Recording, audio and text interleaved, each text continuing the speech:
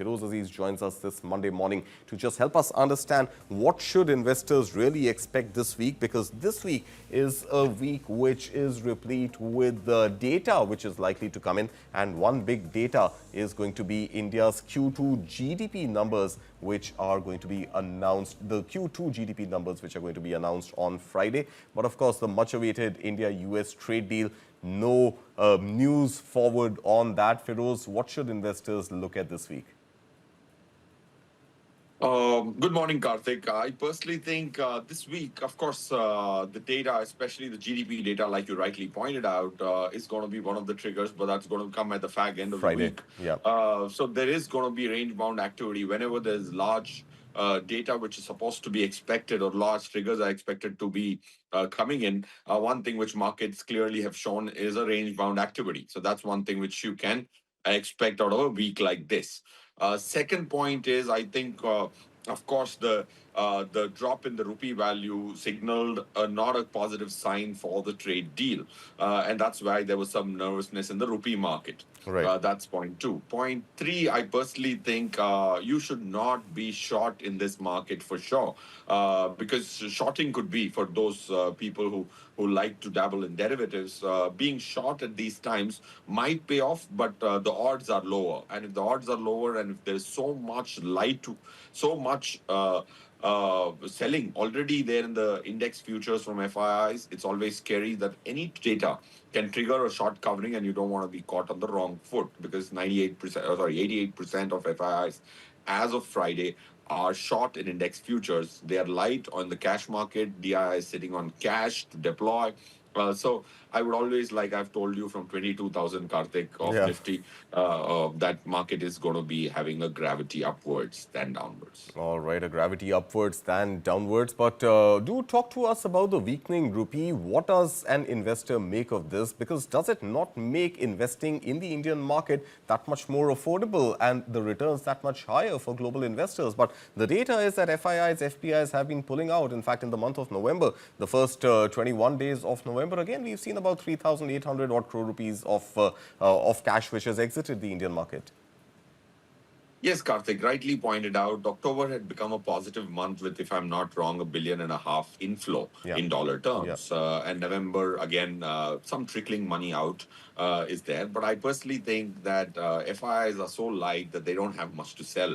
Active FIIs, passive FIIs can't sell because they need, now if Vanguard has to sell a specific stock in NSE small cap 250, he needs to get trillions of dollars of redemption in his world stock index fund to sell this small stock in India. So I personally think passive guys are not discretionary money managers. So active guys have sold. So there's very little selling. I personally think this financial year could be one of the last financial years where FII can exit money from the listed space. Of course, they've been doing a lot in the unlisted space, and the OFS or the IPO market, quite a few private equity funds have exited. That will continue. But after listing, it's unlikely that there'll be a lot of money flowing out of the listed space in the next financial year. So we are at the fag end of it, is the point being made. All right, fag end, hopefully, of FPIs, FIIs exiting. I want to talk to you specifically about the IT sector, and for a change, this is one sector which is having a good Monday morning, Feroze. We've seen a very, very volatile calendar year, but now it seems that some cues, despite the AI bubble fears, now some positive cues coming from the US, some expectations of the US Fed to finally go ahead and cut those interest rates. So we are seeing some positive action here on IT stocks. But staying with the IT space, there are two more developments that I want to discuss with you. First up being that TCS has now been issued $194 million damages in a trade secret act, which should have acted in the negative for TCS. But I think the momentum is so strong that we are potentially not seeing that. I'll get your view on that. And the second happens to be by way of Eternal, because now this new labor code which has come in, is this going to entail higher employee costs and higher overall costs, operational costs for Swiggy, Zomato, and all these players, given that they'll have to treat gig workers pretty much in the same light as formal workers? Yes, Karthik, let me take these two very large questions in one by one. One is, of course, on the IT side, there's a fundamental negative correlation which Indian IT has thrown up with, especially the US IT. Generally, we would see strong correlation, but the correlation broke when when the entire Indian IT space lost the innovation rally, which it was never a part of, or never positioned to be, or nor has they created that kind of shareholder expectation. Of course, when you speak to any FII, says Indian IT has lost the race and they've not participated in the AI frenzy. I personally think whenever there is some degree of fear of AI frenzy, IT stocks of India could do better. It's basically negatively correlated over the last 1.5 years, then positively correlated. That's one. Second, I personally think that any stock reacting to news completely depends on how many short-term traders are there in that stock. If you look at Indian IT, like you said, then it has not delivered. When it doesn't deliver, all these short-term traders or 1 month, 3 month, 4 month momentum-based traders or owners of shares, not just traders of a day or two. There are quite a few momentum players in the market. They get washed away. They get completely eliminated. No IT stock, or if I'm not wrong, no IT stock is there in NSE 500's Momentum 50 index. So when it's not there in the Momentum 50, quite a few frothy shareholders who are 6-month shareholders, 3-month shareholders who love price rather than business are not there. So that's what is happening to Indian IT. The mean reversion becomes very high probability once those people leave the stock. All right. And that is, of course, one part of the story. The other part is expectations of the US Fed to cut the rate again by about 25 basis points. Is that something which is going to augur positively for the Indian IT market? Yes, I think it'll have little extra lever to an IT space, but I think Fed cutting interest rates is going to help the overall Indian money as well. And I think once the interest rates get cut there, there is that much more liquidity in the US as far as US is concerned. I personally think cutting interest rates is the only way for the Fed. Of course, there were quite a few impediments in the form of inflation and employment data, which was a deterrent. But I think the Fed rate cut is going to help IT. Little more than the rest of the Indian market or the US market, not so differentially beneficial for the IT sector.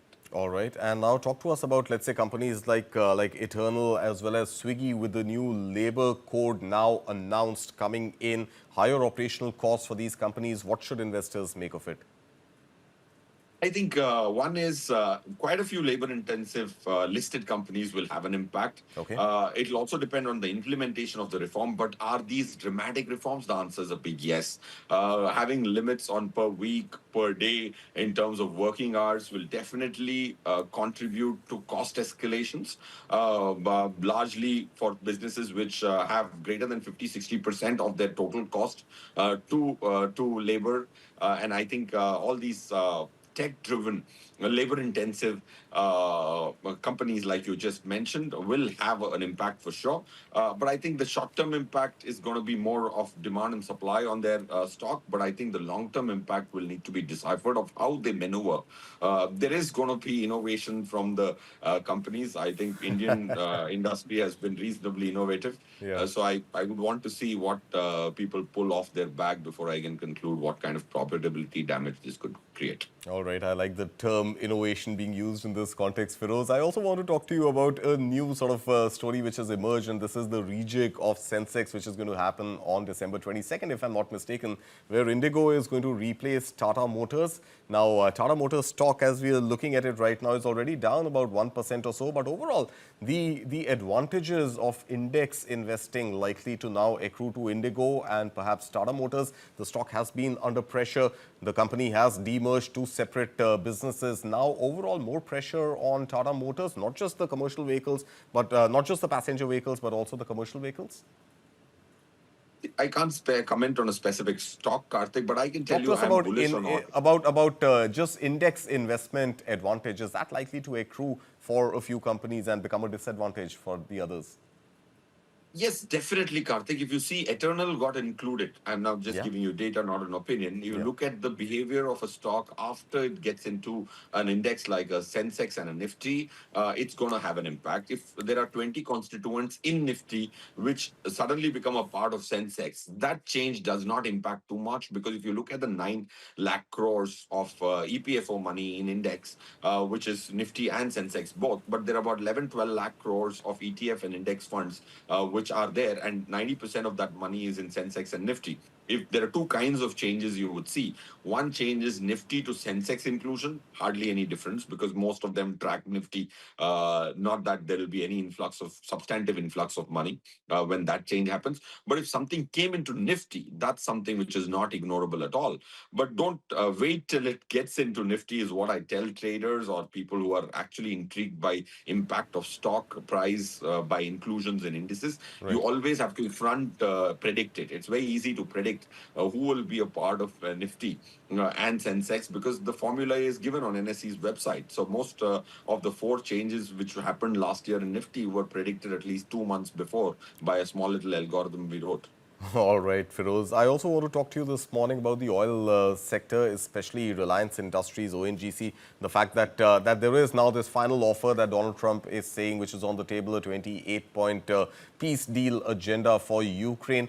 Some potential hopes of peace finally between Russia and Ukraine. Is that going to have any impact on the oil market, given the fact that in any case India has stopped buying oil from Russia? Overall, is that going to lead to some stability in oil prices if Russia gets formally included back into the oil market? Yes, definitely. I think that'll have a reasonably long-term impact on global crude oil prices, one. Second, I think that the at the juncture we are in, especially in oil and natural gas kind of sector with the listed space, especially those nifty stocks, which I think are about 3.5%, 5% weight, 3.5 to 5% weight, depending on what prices are there on those stocks which are included in Nifty. There will be a positive impact in the long run because mean reversion has been awaited. They have done very badly in spite of a great growth in earnings. Right. I also wanted to check with you because we are now almost at the end of this calendar year. It's been more than a year since the stock markets had hit their lifetime high in late September last year. But right now, as things stand, and if this positive momentum were to continue, we're just about 600 odd points on the Sensex away from the lifetime high. On Nifty 50, we are just about 200, 250 points away from that benchmark, that sort of pinnacle of the index. Do you think this calendar year, end of this calendar year, we will see markets touch that high note once again? Yes, Karthik, it can touch a high note or even higher. That's not something which is a low probability event. It's a high probability event. Markets can do whatever they want. So I think it's all about not about certainty of what I think. It's about more of probabilities of what could transpire. So I personally think, given the kind of equation we have today, I think re-establishing peaks or creating new peaks is a higher probability, 90% probability or 85% probability event. But there is 15% chance for the other side anyway. But I personally think, like last year, same time, you look at the long positions which FIIs were sitting on index futures were 91, 89 to 91. And that's when I said the markets need to slow down. What happens is people have a static view for a year. Nifty went from 26,200 to 21,700. I was speaking to a few experts or FIIs. They've been statically negative. You can't be negative in an index at 26,000 and still be negative at 22,000. That's what most of us humans have an overhang of our opinion for long periods of time at different prices. So I was equally bullish at 22,000 as much as I was saying that the mass market will grasp for breath last year. Just looking at a simple data of index futures, long positions of FIs was upwards of 85%. Those are definite indicators of market will now take a pause. Now, on the current side, we are back to the same levels of Nifty almost, but the FII index futures is just the opposite of what it was a year back, 88 short. So that's why I said the beginning of the show, gravity will be upwards. All right, gravity will be upwards. And let's hope that by the end of this calendar year, we will have markets race back to those previous levels. This morning, thank you so much, Feroze Azeez, for joining us and for your time.